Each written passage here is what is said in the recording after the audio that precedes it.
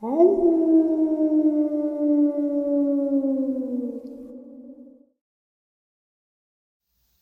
and salutations, everyone. I hope everyone is doing well today, and welcome to today's upload.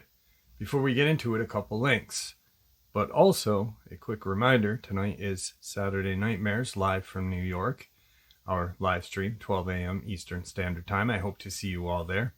Before we get into this very interesting upload, a couple links. As many of you know, I rely on Patreon, PayPal, channel membership, and the merch to help the channel to continue to grow and go.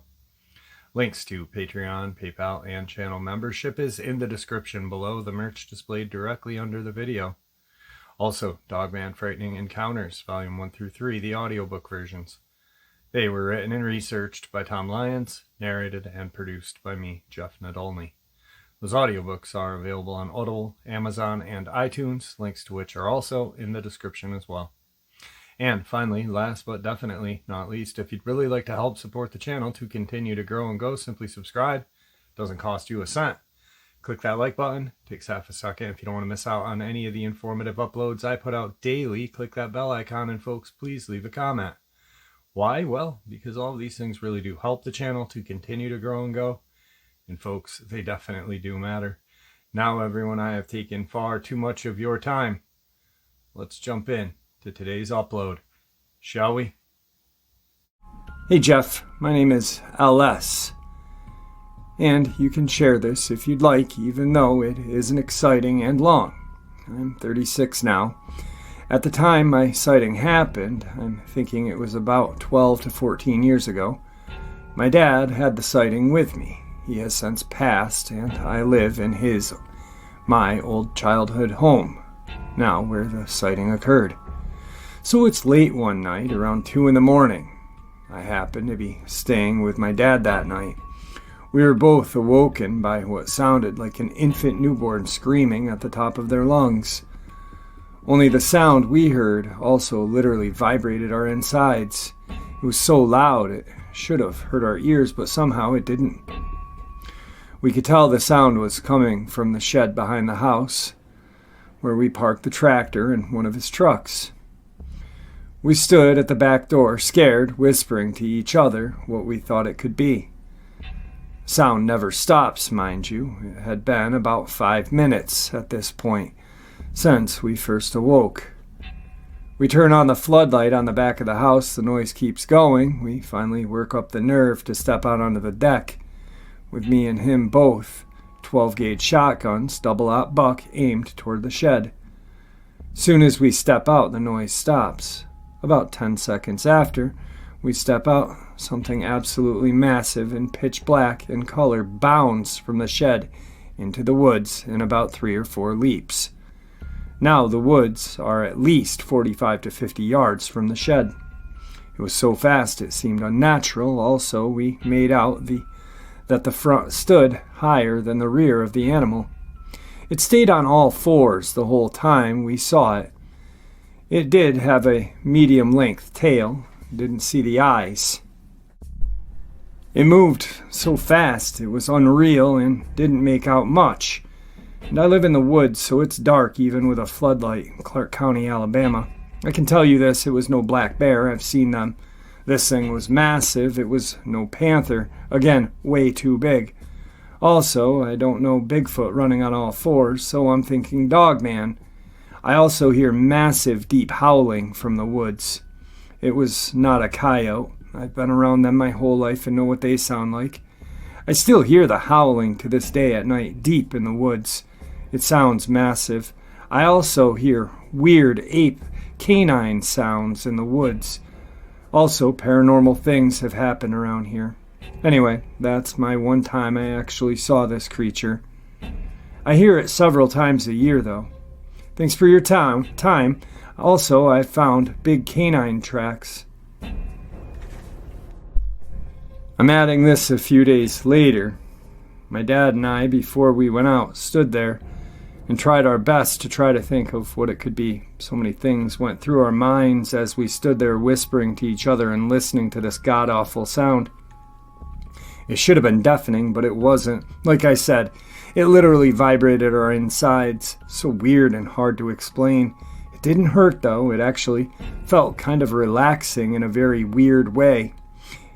The vibrating, but God, was it scary sounding. The best thing we could think before stepping onto the deck was, I said, "Dad, it's got to be some sort of drug addict or some lady has left her baby that didn't want it and had just left it under our shed," with a large electronic megaphone by the newborn's mouth as it screamed and wailed for her.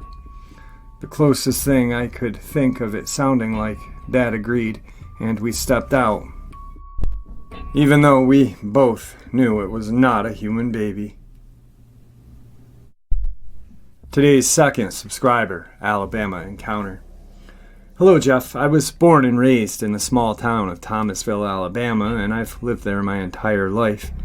I am 59 years old, and I am a retired registered nurse. I grew up on a dirt road in an old house that my great-grandfather built. There was thick woods behind the house and across the dirt road in front of the house. This land is still owned by my family. The old house sadly burned down when lightning struck it years ago. I had 2 younger brothers and 2 sisters. We would play for hours on end in these woods on both sides of the road. We would even venture out for a considerable distance to get to the creek that was in the middle of these woods, so we could collect arrowheads and beads that we would find along the creek.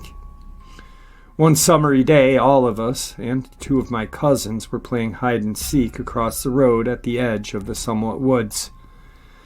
There had been one time been an old house that belonged to my great aunt situated here, but it had been torn down for many years, and all the debris and bricks from this house were still piled up, with several feet of brick and broken blocks sitting at the top of the pile. I was 8 years old.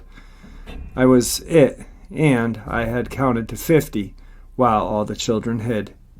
I leaned against some of the bricks facing toward the road with my head down while counting. When I reached 50, I ran forward about 40 or so feet and looked around. I didn't see any signs of anyone, so I turned around and ran back toward the brick pile. I looked out toward the wood line past the bricks, and something caught my eye at the very top of this pile. I was completely horrified to see the face of something that had jet black, long, disheveled hair and black hair on its face, as well as its beard and hair above its top lip. Its eyes were open very wide and were very big, and this thing was staring right at me into my eyes. His eyes looked as black as its hair. I was so scared I couldn't move. I kept my eyes on it the whole time, just frozen standing there. After what seemed like an eternity, I watched as this face very slowly eased itself down behind this brick pile, and when I could no longer see anything of it, I came to my senses and turned around and ran as fast as my little feet could carry me toward my house. As it happens, all of the other children had decided to go across the road and hide, so that I would have a harder time finding them. I never said anything to my mother about what I saw. As a matter of fact, I never told anybody about my encounter until fairly recent. I think my fears were just so overwhelming that I couldn't bring myself to talk about it. As far as I remember, I never did go near that part of the woods again until I was a teenager. I know that for a fact that it wasn't a mean trick by my mother or father or by my uncle or aunt. Both men were gone to work, and my mom and aunt were never the type of people to do a prank like that. My mom was in the kitchen cooking when I ran into the house. I still don't know what it was that I saw. Now that I'm grown and know what scientists proclaim a Neanderthal to look like, that's the closest thing I have ever seen to what I saw that day at the edge of the woods. A little email between us was, do you remember of any clothing or anything like that? I don't remember seeing any type of clothing. All I could see was its head and top part of its neck. Today's third subscriber encounter from Alabama. Now, I could have included this in the paranormal side nighttime video, but as of right now, I kind of just want to keep all of the state-by-state encounters from subscribers sent to me. So this fits right in, actually. So let's get into it. My Ouija board story, fall of 1992, outside of Montgomery, Alabama. I was 14 years old at the time. I was a new kid in town, and the girl who was my best friend was Jennifer. She had a Ouija board, and I had her over at my home one day when my parents weren't home. We broke the Ouija board out. We lit candles and started to play. I asked the spirit to flicker the candle flames and then to make my cat meow. Both things happened. It got eerie as we asked questions, and when we said goodbye, the crazy things started happening. As we packed up, it was getting pretty dark. First started to walk her home through the field. There was light on the power line along the front drive beside some kudzu. We got halfway through the field, almost to her house, and we looked at the light pole. Maybe 6 feet in front of the pole in kudzu, there were shadow figures just standing there watching us. I saw a man around 6 feet tall, and she saw a large dog sitting beside him. We focused on the same man, and we turned around and ran back to my house. We got inside the door, and we closed the door, and as I'm closing it, the porch light blows, and then a heavy force pushes on the door, trying to get inside. I then grab my mother's Bible and start to pray very hard for a minute, asking for protection. Then this stray cat shows up meowing on the porch. I bring it into the house and grab some food for it. My cat goes nuts trying to attack it while it's in my hands. We then leave with the stray cat to go back to her house. The stray stays outside of her window meowing all night long, and come morning both the cat and the little plastic bowl of food had vanished. No trace was ever seen of the cat again. About 10 years later, I learned the real identity of the spirit we had been talking with. Turns out he was one of the most powerful, if not most powerful, demon in hell. He was a former angel and ruler of lust and the prince of hell. I dare not say the name or reference it too closely because he has been aware of me since I was 14. But while I was still a teenager, I used the board and wrote a paper once more after I had moved to Tennessee, and another cat showed up at my door. I am now extremely cautious about many things, and once in a while I will get an odd feeling of something lingering. Then I have to do a cleansing process and ask for help from the archangels to solidify the protection. I've seen many things that I cannot explain in my life, and I don't try chasing them to get a solid explanation of proof. I trust my gut feeling and use my instincts to guide me through.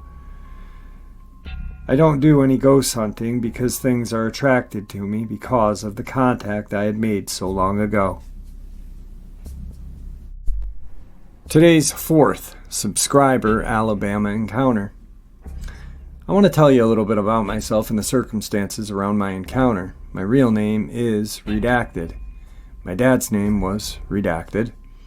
He worked at Redstone Arsenal in Huntsville, Alabama. If you have access to government information, you may be able to find some things out about him.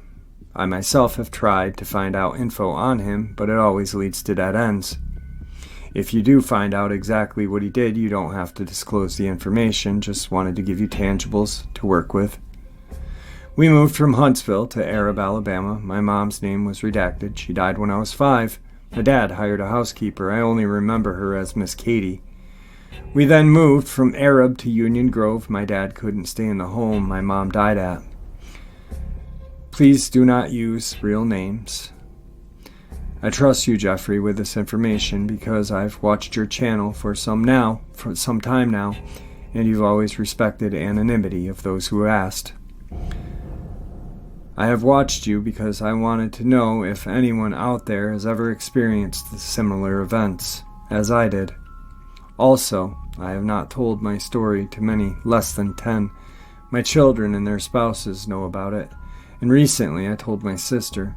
Listening to other encounters on your channel gave me the strength to tell my sister. I have learned about Operation Paperclip. I know German scientists were there. They were called the von Braun Group. I am sure my dad worked with some of these people. Yeah, they were Nazis. I didn't find out about this until after my dad had passed away and it was made public. So here goes. We lived in Marshall County, a very small town. We didn't live close to this town, but we're still considered part of it. So that you can get a picture of what it was like, we lived on a long dirt road with only 5 houses spread out in the area. All the houses were built on the same side of the road. Across the street and behind us were woods. Also, there was a huge pasture beside the wooded area, across and down from our house. We had the only 2-story home on that road. Why this detail is relevant will make more sense about my encounter. The land was 2-tier, big backyard and sizable front. There was a rock wall with flower beds and steps to the upper tier in the yard. Fast forward 2 or 3 months later, my dad had gotten some chickens, and in the mornings, when we would go out to feed and water them, the chickens would be dead. They were inside the chicken coop with the latch on to keep the wildlife from getting into them. There was something like 100 chickens, and they were being taken and sometimes, as I said, dead. I remember one morning going out with the housekeeper and the chickens with their insides pulled out inside the coop while the others were missing/gone. It was then decided it was a neighbor's tomcat who was doing this, so the neighbor and my brother decided to hunt the cat down and shoot it. During this, I was sent inside because, of course, I was crying and told my dad not to let them do this. I'd always loved animals, and I believe what they were doing was wrong. Then a week goes by and more chickens are being killed and disappearing. Then it was decided during the second week to go ahead and kill the rest of the chickens before they were nothing left. Some were not fully grown yet, and were only half size of the older ones, yet the decision was still made. There was a predator out there that was able to get into them, and no one could figure out what was going on, so it was best to harvest them before none of them were left. A week or 2 later, and I started to hear what I thought were dogs howling outside near or in our front yard. I was awakened almost every night. It wasn't just one howl, but many, like it was a pack of them. I also knew nobody had dogs anywhere on our street. Dogs were a luxury back in 1966. It was nothing like today, where a lot of people have dogs or many dogs. This is where my encounter differs. I woke up to the howling outside again, but this time was different from the other nights. There was a wall heater in my room, and the red coils in the heater were bright red, and the whole room glowed. The room was so hot, I got up to turn it down. The closer I moved toward it, the hotter it seemed to become. The heat was so intense, I could not get near it. It looked like the whole wall was on fire. The red light was not natural at all. I moved to the side of my room, away from the heat. I just stood there for a while. I was scared and didn't know what I was supposed to do. I jumped into the bed beside my sister and threw the sheet over my head. Now it wasn't just the howling, but my room was now unbearably hot and glowing red. This continued for a few nights. The howling outside and the wall glowing red. The heat makes it so hot, and never being able to get close enough to turn it down. After the 3rd night of hot glowing red wall, I asked my dad if he was coming into our room and turning our heat up while we were sleeping. He said no. Then I asked Miss Katie if she had been in our bedroom that night also. She said no. I told them it was coming on at night and making the room really hot. My dad said, "You know it will come on by itself if it gets cold in your room." So the 6-year-old genius that I was decided to turn the heater off. And so I did. That night, no red glow or horrible heat to wake me up. Or the next night, I was diligent in making sure the heater was off every night. I made sure the dial was turned all the way to the left. 3rd night, double-checked the dial. Yep, in the off position. I lied down and fell asleep. Sometime in the middle of the night, I was hearing the howling again. The wall was glowing red. It felt hotter than the other times. I knew I had turned the heater off, So I got up to see if it had been turned on somehow. As I moved toward the wall, I couldn't get near it. Again, it was so hot. It also burned my face, my arm, and hand where I had tried to block my face from the heat. I bent down to see if I could at least see the dial, and there was no checking it. It was just too hot.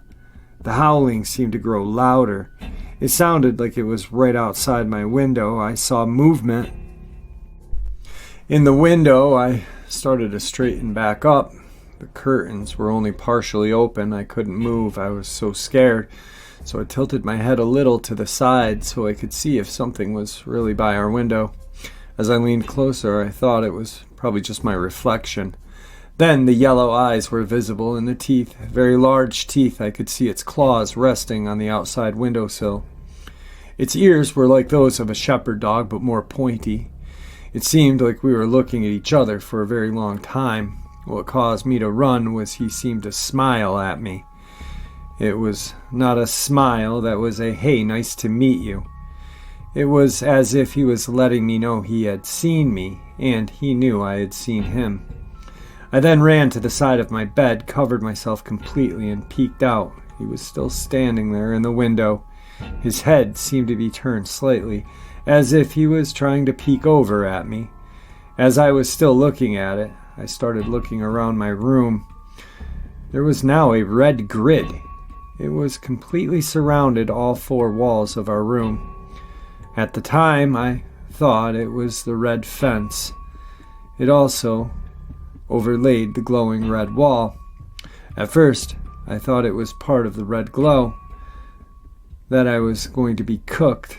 As I got older, I figured out it was a grid of some type. Also, to my shame, my babysitter was sleeping by the window. I didn't pull her away from the window. I just hid under my covers, looking out once in a while, hoping this complete nightmare would just go away. I did fear it was going to come through the window. I don't know where it went. I do know the window was on the second level. It vanished and was gone, just as quiet as when it appeared. The red grid came back for a few nights. The howling became distant and then completely stopped. I started to have night terrors after that. To this day, my kids know that if I wake up, to stand at a distance. They have received a phone, remote control, and other items being launched at them. Nightmares of this thing standing over and physically holding my wrists are common. I get to see him very clearly. What makes them so bad is coming out of the sleep and opening my eyes. There is a moment where it is there. I punch at it to keep it away from me, and then it's gone. My dad remarried. She was a beautiful woman. She hated where we lived and moved us all back to Huntsville, where I never heard or saw anything. When I was 12, we moved to Washington State. Before anyone asks, nope, we never saw or smelled or heard Bigfoot. In fact, up here, have not run into what is referred to as Dogman or Bigfoot, though I have seen other weird things. Thanks for listening, Jeff. Today's final Alabama encounter from subscribers. Hey Jeff, thank you for taking time out to hear my encounter. Zach is my name and you can use it, that's just fine. I'm 29 now, and this happened when I was 9, maybe 10. But before I get into it, I want to give you a small layout of the property and some all details of the house. My mom's parents used to have a mid-sized 2-story home with about 30 to 40 acres of land in Summerdale, Alabama. Had a lot of farm animals, chickens, peacocks, horses, roosters, you name it. The backyard had pecan trees and an old barn used to keep the horses in. It was old and had a tin roof on it. Why I give you this info of the barn will lead up to what I'm going to share. One weekend I wanted to stay the night with my grandparents, as I usually did once or twice a month. My mom and dad were no longer together, so I had to share time between them. When I did stay with my mom, I would always want to go see my grandparents. One weekend I stayed the night. I had just finished with a late night snack and was going back to the kitchen to put my dirty dishes away and get ready for bed. Now in the kitchen there's a window above the sink with a light on above the window. At first, movement in the corner of my eye, so I looked out the window. I could see one of the trees. The peacocks were acting up, flying up out of the tree they usually slept in. So I go outside thinking maybe they were spooked by something. Maybe an owl, or they saw a coyote, so I grab my BB gun and a flashlight and go out. My grandparents were already upstairs getting ready for bed, and my grandpa was on his breathing machine, so me being the only other male, I told him I'm going outside to see why the peacocks are acting up. He told me to hurry back inside, it's late and bedtime. So I told him no problem, I'll go outside, and I go out the back door, which is a glass sliding door. I walk out, usually the dog, whose name is Jack. He's a Great Dane. He's my best friend. Usually would be at the door. And if he wasn't, he would come running. But this time, he didn't. I was concerned. There's a light near the barn, so the backyard is lit up pretty decently. I call for Jack. And nothing. After I call his name, I heard movement in the tree next to the barn. That was also close to the tree, so I turned my flashlight on it and began to slowly walk to the backyard. Now usually Jack would have come running, so I call him again and nothing. I stop talking and begin to worry, thinking something has happened to him. Tears rolled on my face. After a few minutes I realize the peacocks are all on the ground. They're usually up in the trees sleeping. And then I hear a rooster flopping around like a madman in the same tree they would all sleep in. Then nothing. It was dead quiet at this point. All the animals were scattered and ran. This wasn't right. I was telling myself I've never seen or heard anything like this. I'm standing here confused, fear just filling my body, and I don't know why I yell for the dog Jack, and this time I see him about 50 yards come running from the other side of the barn. I go walk up to him. He runs past me and runs into the old green house that my grandma uses for her flowers. This is when I realize something is not right. Then I hear this deep, deep growl. I'm struck with fear as I can't even move. I can hardly breathe at this point. To turn around was like I was frozen in a block of ice, flashlight and BB gun still in my hands, but I couldn't lift them. I couldn't understand what was going on. Finally, I'm able to turn, and I do. When I turn around, I don't see anything. I turn the light on, and still looking. Oh man, I'm tearing up as I type this. So I keep looking, and then I hear a noise in the tree and shine my light to see. And that's when I saw it. About 20 to 30 feet in the tree. At first, I saw a white/grayish hump. Then it began to move, and now I'm seeing what now could tell was the back and shoulders. Then its right ear. I'm freaking out as it's big. It has to be bigger than anything I've ever seen, and it looks like a coyote. As it finishes, it turns. I see its face. If you've ever seen the werewolf of Fever Swamp on Goosebumps, this thing's face looked like that werewolf's face. As I shine the light onto it, it looks at me with these yellow eyes. My body is stiff as a board. I felt so empty on inside. This thing lifted its left arm, and then its left hand had one of the roosters, already dead as it does. It continues to look at me. I'm shaking, and as I'm looking, my light goes out. That's when I snap out of it and begin beating the light to come back on. As I do, I hear that growl once again. I look up. I barely can see it. It begins to shift its body, completely facing me. I hit the light one more time against my thigh, and it comes back on. I shine it back up at this thing. It's now looking at me with a grin on its face. Now when I say grin, I mean the Grinch who stole Christmas grin. That's when I aim my BB gun. What made me do this, I don't know, but as soon as I did, this thing jumps from the tree onto the roof of the barn. It's a tin roof. When it landed, it sounded like someone dropped a load of bricks at once.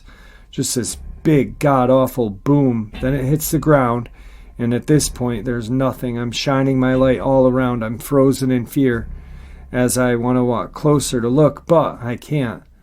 Then I hear this heavy breathing that turns into a growl. This growl, I felt like it was rattling my insides to pieces.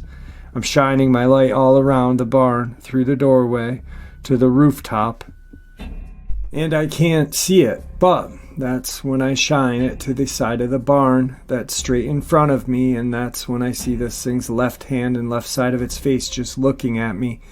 It ducks back behind the barn. I begin to back up, knowing this is not right. This can't be real. As I begin to back away, it pops its head and hand out again. This time it puts its hand on the barn, and then it completely steps out from behind. It's standing on two legs with this evil grin. I'm so scared I begin crying out of control. I have no control of my body. I can't move. I'm trying to scream, but my mouth won't open. That's when I see it lift its right arm. It waves at me. I know nobody's gonna believe this, but I swear on my own family's lives it waved. As I'm seeing its waves, and lays the dead rooster on the ground, then runs, still on two legs. After it ran off, I go back inside and run to my room. My grandparents ask me what's wrong. I told them that I saw a monster. They wouldn't have believed me if I told them what I saw. And till this, I've hardly told anyone, and the ones I've told just blew me off as a little kid being afraid of the dark. Next email from Zach. Jeff, hope your recovery is going well. Want to thank you for this great channel and uploads. In Fruitdale, Alabama, my dad will lease this hunting property for the season. This hunting season, I decided to go onto the property and help him get it ready for deer season. As a kid, before my childhood encounter that I shared with you just a while back, I would go with him every season and help with the tractor and help chop limbs down and put out corn, something my dad and I used to get some time away and enjoy wildlife that so many of us don't take time to enjoy and truly realize how beautiful life really is. But just the other day I went alone and wanted to check out the property since it's almost time to get it prepped. I hop out of my truck and walk probably a half a mile into the property. At this point, I'm kind of deep in the woods. The open area we use for hunting is probably 500 yards back or so, but like I've always done, I like to walk further and just see how it is around where I hunt. Plus, the walk helps me with my anxiety. I'm coming up the hill that was in the open and was made of red dirt. I ran up the hill and sat down on the red dirt hill. I began to just enjoy the fresh air, the sound of the birds, the whole walk. It was active, and I never had weird feelings or smelled anything. I paid very close attention to your uploads. The only thing I noticed were claw marks on some of the trees. They were fairly wide. I could see 4 fingers, like downward strokes, and slight fifth, where I'd guess a thumb would be. The others' trees, it seemed, more slanted and not straight down. So, like I was saying, my trip into the woods was smooth sailing, just a couple of trees with those claw marks. And also, let me say this. I did have my .416 Ruger Hawkeye African rifle. I just bought it and planned on breaking it in. After my childhood encounter, it made me want to always be prepared, but never to go hunting for one. So I just want to clear the air. I was not out trying to hunt one, but I do keep a big rifle with me just to be safe. I'd rather be over-prepared than under-prepared. I'm sitting on the hill with my rifle, and as I'm sitting, and this is after 20 minutes of relaxing, it goes dead quiet. I notice this, but don't freak out. I begin to just slowly look around, and behind me, my rifle is loaded with safety on. I don't lift the rifle. I just keep it to my side, as I'm not trying to send the wrong message if this happens to be a Dogman. So I stand up and have my rifle still by my side. I look to my left, and off about 50 yards I see this black figure crouched down beside a tree. And how I could tell is the area was open and had little bits of tree and brush around, so that black spot was totally out of place, And as I look at this thing, it lets out a deep, deep gurgle-like sound. And this is when the story turns into something I know nobody's going to believe, but I swear on my own soul that it is true. Like I was saying, as I looked at it and it made the sound, it began to slowly walk on all fours my way. And I remained still because I don't want to send any messages. So as it makes its way, I say out loud, if you think I'm here to harm you, I'm not. I'm just here checking on my hunting property. That's when it stops, crouches back down on its back legs. And when I say legs, these were no dog-like legs. They look more like human. And I began to notice yellow eyes. The first thing I think is Dogman. Then I see it has no tail, but as this thing stops and crouches down, it tilts its head. And with a deep, deep voice and serious look in its eyes, it asks me, "Why aren't you running?" Jeff, when I say my whole body went limp and felt like everything in my soul was gone, that's how I felt. And with a stutter, I reply, because I know you and your kind, and I'm not here to harm you. I believe we can be at peace. It just looks at me, begins sniffing the air, tilts its head, then straightens back and says to me, "You have no fear of me," I think to myself and realize I can sense my emotions. I tell him if you wanted me dead, you would have killed me. Jeff, I know this is a lot to hear and probably find truth, but I am dead serious all of this happened. I don't troll and I don't take this stuff as a joke. But after I said all that, it stands up and this thing's easily 7 to 8 feet tall. It stands and says to me, "Protect us," then trots back into the woods. This all still feels like a dream or a movie. This is my second encounter in 20 years, and each one has been harmless. I don't know if it's certain people or what, but I still can't wrap my head around this last encounter. Update email. Just so everyone knows, there's a lot to cover and a lot to bring back up. I'm typing this on my phone, so I apologize if a word or anything gets left out. I'm also shaking some while I share this, but okay. As you and everyone knows, that I recently had a run-in with what I will call a werewolf and found out that he could speak shortly after speaking to you, Jeff, on your show. It was about a week or two later, and I started seeing less of him. And then one day, nothing. I was a little nervous because I don't know what happened. I was worried that he turned against me and now either planning to hunt me or who knows what. Few days go by, still nothing. Woods sound alive, and well, don't see any dead animals, don't smell anything, don't see prints. It was like he was never around. I leave, come back the next day, same thing. Everything is normal. I make my way around my truck to get my supplies out and begin to make my way to the hunting spots to begin setting up the houses to hunt out of.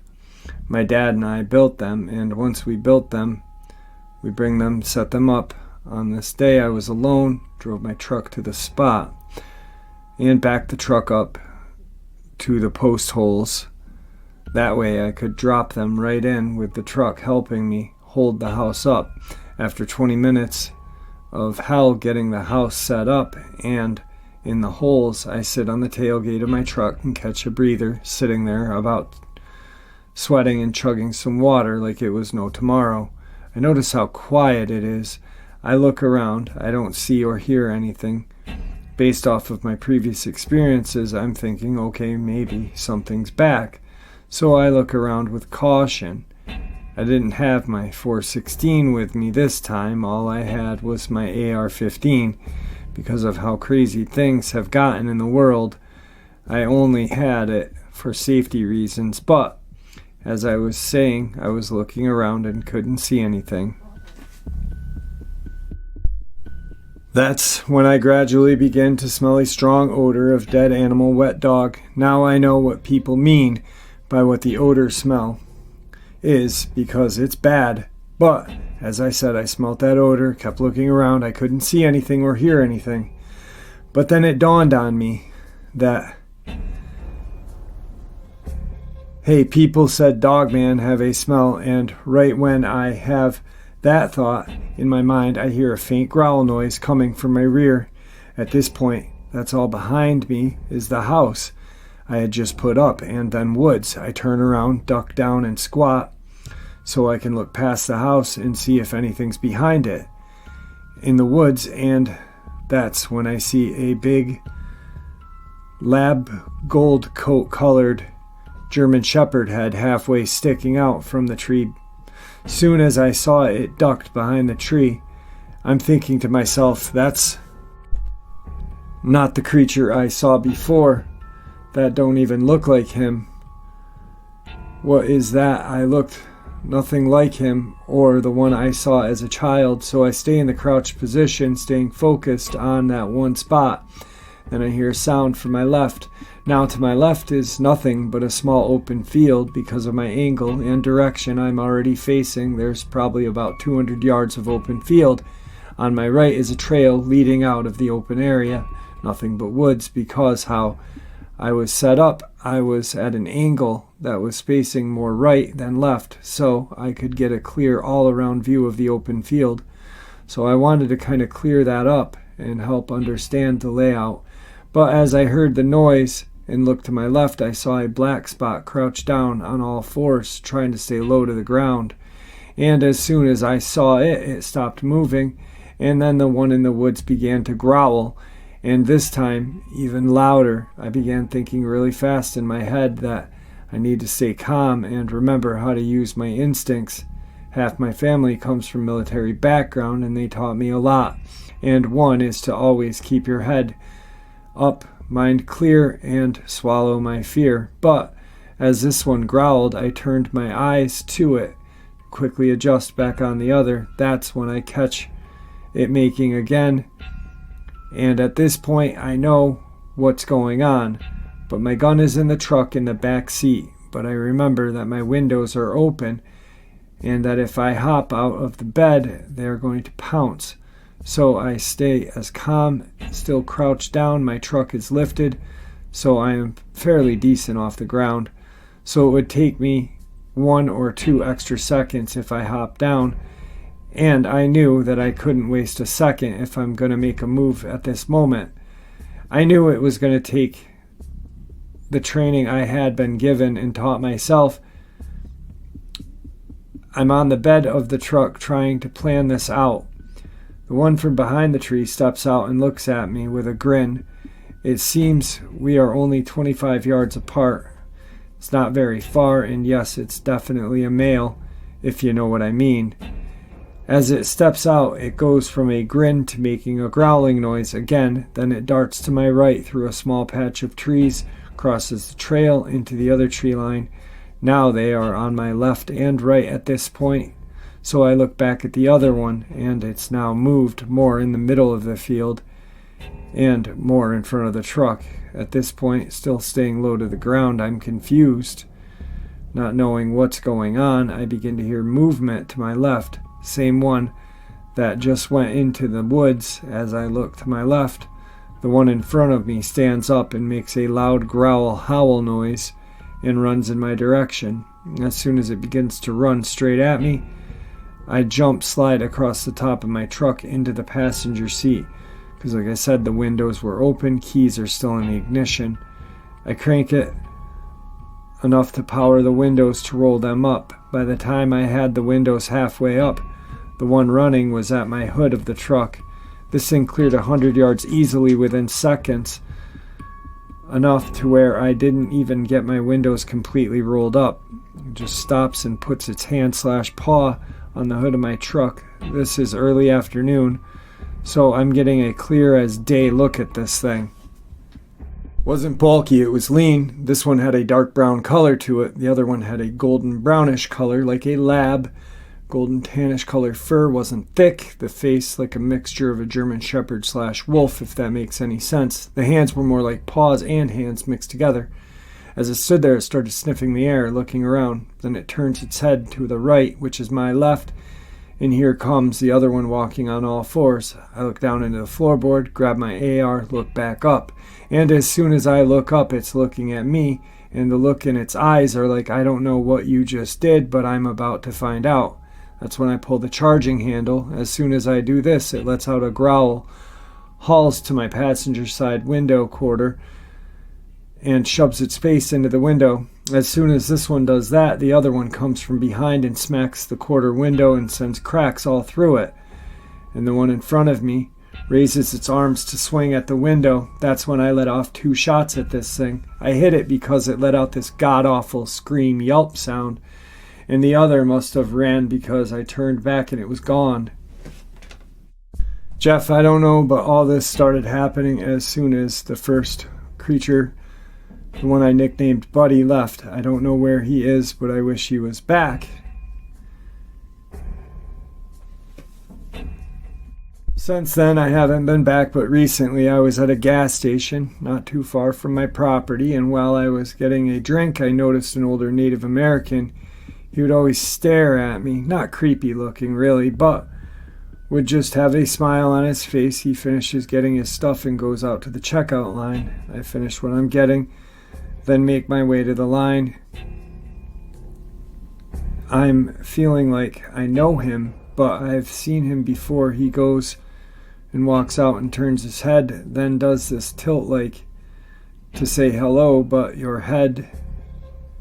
with a grin or smile. I pay for my stuff, make my way back out to my truck.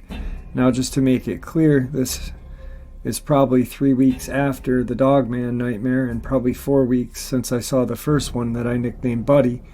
But as I'm going back to the truck, I see the old man getting into his truck, and when I saw him getting in, I noticed a totem wolf symbol around his neck. I don't know what happened, but I got a big flood of curiosity and had to ask him if he knows anything or seen anything. As I walk up to him, I notice that he has a wolf in the truck with him.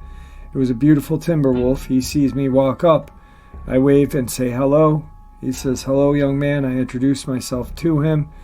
He looks at me and goes with a giggle, says, "You can call me Chief." I ask him, "Chief, do you believe in what some call werewolves or what they call Dogman?" He looks at me and says, "You do, don't you, boy?" And I said yes, and that I believe not. All of them are evil or mean harm. He smiles and says, "You have been welcomed, haven't you?" I say, "What do you mean?" He goes, "The spirit of the wolf is a pure thing. Those who are pure at heart find peace with the guardians of the land. Some are guardians, while some walk as the damned upon our land." My body goes numb as I'm floored that I think I've found my answers I've been looking for. I tell him not too long ago I came across a werewolf and it spoke to me and said, "Protect us," but lately haven't seen him since. I told him everything that went on between myself and the creature. He tells me that you are pure of heart and have a spirit of a wolf, and he is rubbing his wolf totem on his necklace. Jeff, there's a lot more I have to share with you. This is not all of the story. There's way more after that. I went to the Native American's home. He has shared so much with me, and I think I found the truth to a lot of questions when it comes to the Dogman/werewolf. I'm going to share more with you and everyone who wants answers as well on the channel. I'm speaking more with him sometime soon, but till then, I do have a lot to share with you. Next update, I'm sharing this with you.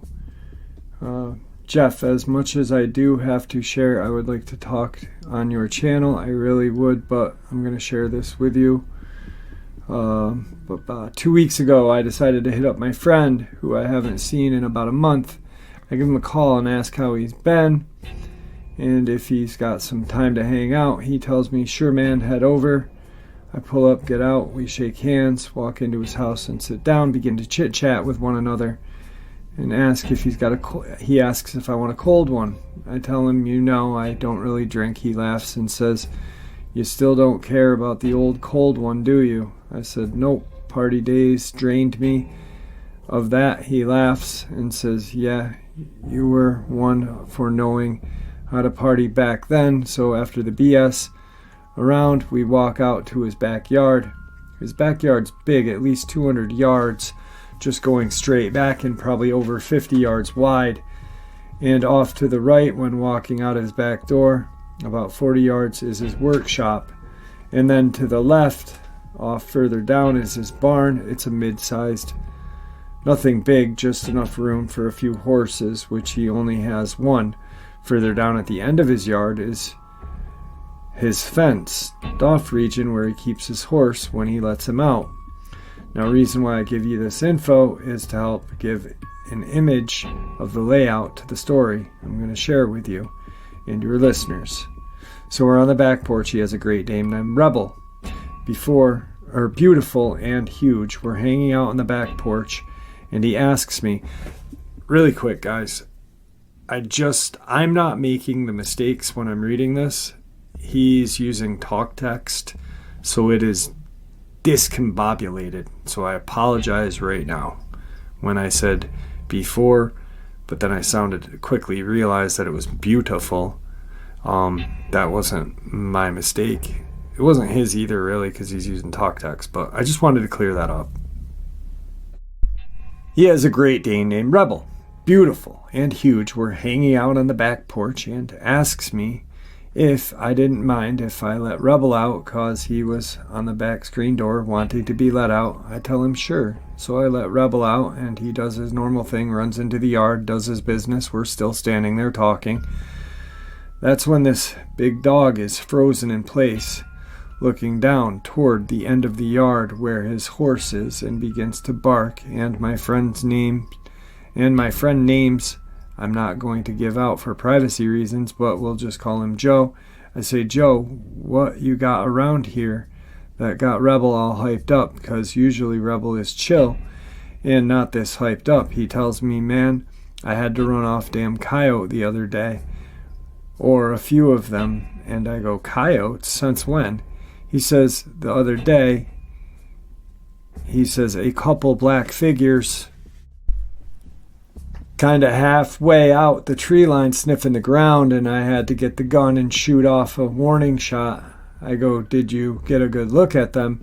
He says, "Not really. They were so dark that it was hard for me to get a clear view. Plus, I was up here near the house." And I asked him, "Was your horse out?" He said, "No. I had put him up," and he said it was also late in the evening time. He said when he shot that shot off into the air, that they didn't even really flinch. Right when he says this, it dawns on me that this might just be a Dogman, because a coyote isn't going to hang around after a 308 goes off. So I tell him, "You need to be careful. You're going to try to run something off that doesn't scare easy, and it's going to be your ass, and trust me, I don't want that, and some things you don't want to be your problem." He laughs and looks at me and says, "You and I have hunted for many years, and you have been taught by some of the best in Bama, and you taught me, you know as well as me, that I got a good shot. Remember last time we went shooting, we hit 2 leaders from 400 yards, and then you had to show me up by hitting 1 from 600. So come on, don't be so harsh, and don't assume it's those Dogman things." I tell him it takes more than just accuracy to deal with those things. So to move forward and skip the boring parts, I head home, and later that night he calls me freaking out. Can't understand a word he's saying. I tell him, "Dude, chill. What's your issue?" Finally he screams, "Them damn things you've talked about are here down by the barn." That's when I tell him, "Turn every light on in the house and outside. Keep Rebel inside. Try to keep your eye on the horse. I'm on my way." After some time passes, I pull up, and when I pull into his driveway, it's about 75 yards long with small fields on each side. then behind them tree lines, so I'm making my way down the driveway, and as I'm coming up to his house, my headlights catch one on the right side looking from behind the house. I say to myself, God, here we go.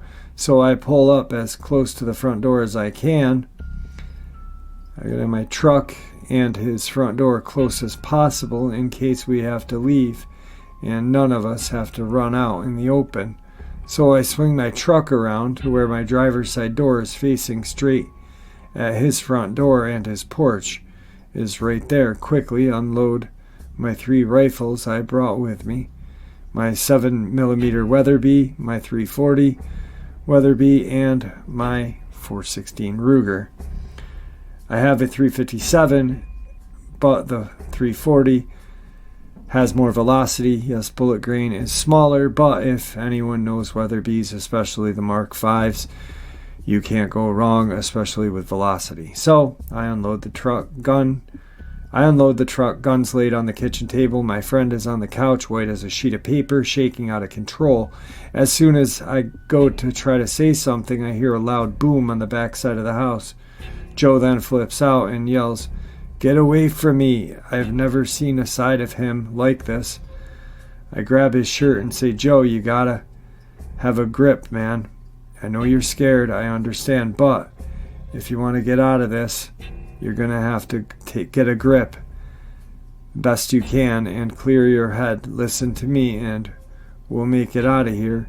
Hopefully this doesn't turn ugly, but your fear is going to attract them. They sense you're flipping your crap, so they're going to try to scare you." He looks at me and says, "Where is Rebel?" And I look around calling Rebel. He's nowhere to be found. Joe runs to the back sliding door and goes to open it. I tell him, "Joe, stop." He's now gone from scared to pissed. He throws open the blinds that are made to cover the sliding door and then throws the door back, porch light on. Is so lucky nothing was there. When he opened the door, he's yelling for Rebel, so I go out with him and begin looking around. I tell him, "Joe, you're gonna have to shut it. You can't be loud." Then I ask, if your work light, we would need to plug it in on the porch and shine it out to the yard. He has one of those Husky LED lights, 7,000 lumens. He goes and gets it. I'm still on the porch looking around, and at this point I have my 7mm with me, and trust me, it will work on these things, especially with the loads I've done. The 7mm has claimed 1, but that's an encounter for another day. But as I'm on the porch looking around, I look to my left and I see Rebel. Then Joe runs out with the light. I tell him, "Quick, hook it up." I see Rebel, and his light covers 360 degrees and 180 degree tilt. I shine it out in the yard, and off to the left is Rebel, and Rebel has his tail tucked between his legs and is close to the ground, trying to slowly back up. And in front of him, coming out of the tree line, is a brown and black coated Dogman on all fours, staying low, making its way toward Rebel. That's when Joe screams, "Rebel, come here. Leave him alone." And right when Joe does this, it perks up and with its left arm grabs Rebel, and then its right and begins to attack him, holding his head to the ground. All I can hear is Rebel let out this loud squeal. Then nothing. All this happened so fast that by the time I got my gun shouldered, it was dead. Then drags the dog off. Joe's sobbing, at this point emotionally wrecked and pissed as Joe is on his knees. I hear movement and growls coming from the woods. I tell Joe to get out, get up. We're not alone soon. As I say that, to our right comes another one. This one is all black, hard as hell to see at night. As it comes out, it goes from being on all fours to standing on two while still hunched over a little. I say, "Joe, get up now." So he quickly stands up, and I tell him, "Do not run, slowly backstep." And as we do this, it shows its teeth and widens its arms out like it's going to give me a big hug, and then begins to run our way. We haul back into the house. As we get to the porch, we turn around and this thing is running to our right. Runs and hops onto the roof of the house. We make our way into the house, and Joe makes sure every window is closed because this house has 2 stories.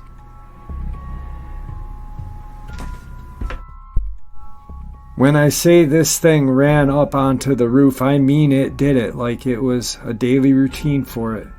Grabbed the window trim and made its way all up onto the roof. As we were inside, we hear it on the roof, one thump after another. This thing lets out a howl like I've never heard before, a howl mixed with a woman-like scream.